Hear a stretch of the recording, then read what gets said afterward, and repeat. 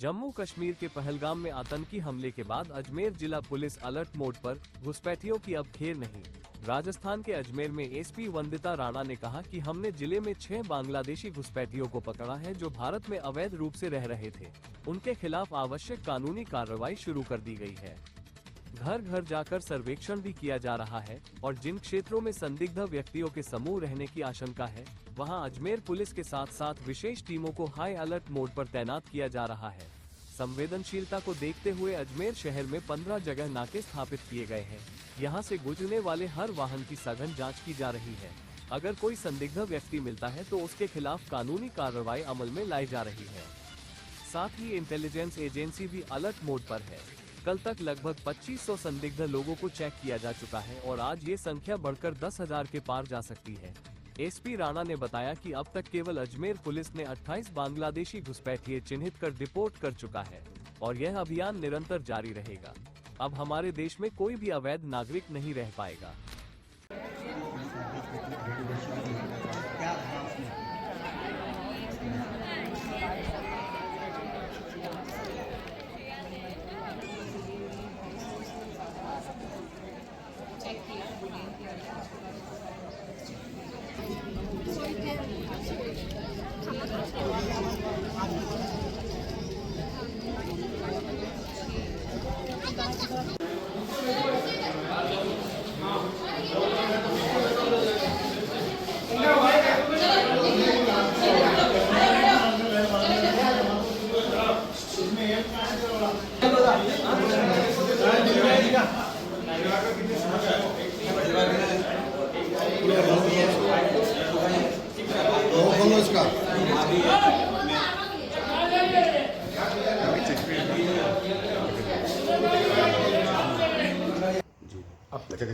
देखिए, जो जैसे हम जानते हैं कि पहलगाम में एक बहुत ही अनफॉर्चुनेट इंसिडेंट हुआ था। उसके बाद जो अजमेर पुलिस है वो हाई अलर्ट मोड पर है, सेंसिटिव मोड पर है।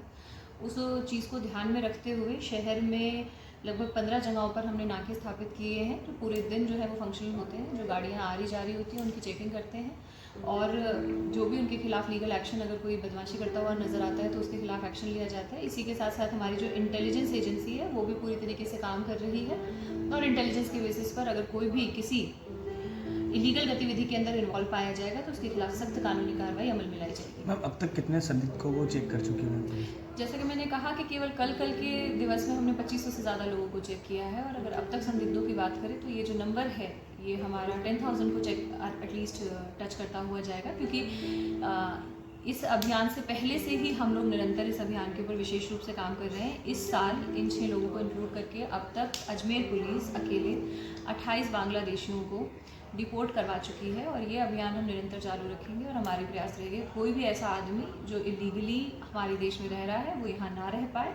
लीगली जो लोग रह रहे हैं, जो देश की जनता है, उसको किसी प्रकार की कोई इनकन्वीनियंस ना हो, लेकिन इलीगल रहने वाले लोगों को बख्शा नहीं जाए। अभी मैम जो 6 लोगों को आपने डिटेन किया है, इनके पास क्या भारतीय नागरिकता या आधार कार्ड, इस तरह के राशन कार्ड वगैरह? मैं आपको बताऊं, आधार कार्ड जो है वो सिटीजनशिप का डॉक्यूमेंट नहीं है।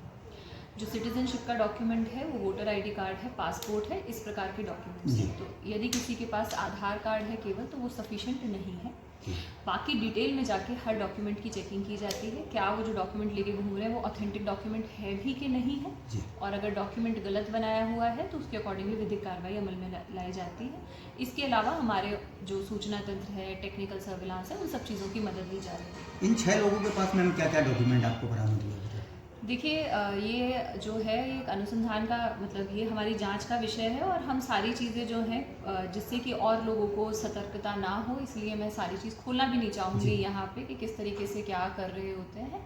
लेकिन हम इनकी जब तलाश लेते हैं तो कई बार हमें बांग्लादेश के डॉक्यूमेंट्स भी मिलते हैं और भी कई संदिग्ध चीज़ें मिलती हैं जिसके आधार पर हम निर्णय। कितने सालों से रह रहे थे मैम? हर एक आदमी का अलग अलग है, कोई अलग अलग समय से यहाँ पर रह रहा है, वो आपके साथ शेयर कर दी जाएगी इन्फॉर्मेशन। ठीक है।